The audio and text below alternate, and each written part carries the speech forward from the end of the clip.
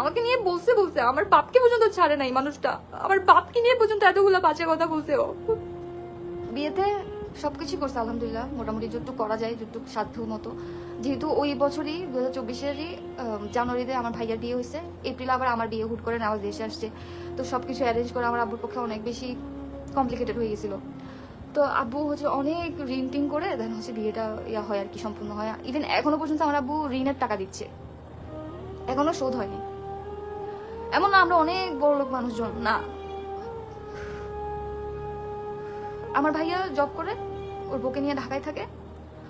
আমার টুকটাক বিজনেস আছে, আমার বাবার দোকানদারি করে, এটুক যা আছে আলহামদুলিল্লাহ।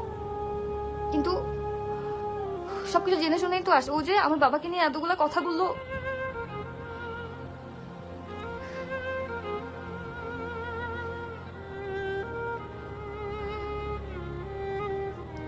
আমাকে নিয়ে বলছে বলছে আমার বাপকে পর্যন্ত ছাড়ে নাই মানুষটা, আমার বাপকে নিয়ে পর্যন্ত এতগুলা বাজে কথা বলছে ও।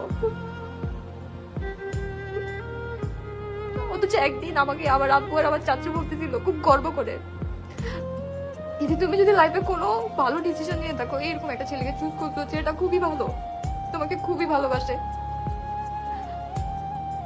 সেই মানুষগুলোকে আজকে আপনি এইভাবে বলতে পারছেন না।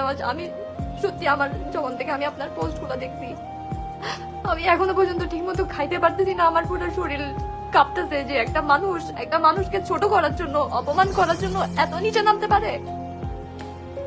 আমার ভুলটা কি ছিল আমাকে শুধু বলেন, আপনি যে আমার নামে এতগুলো অপবাদ দিলেন।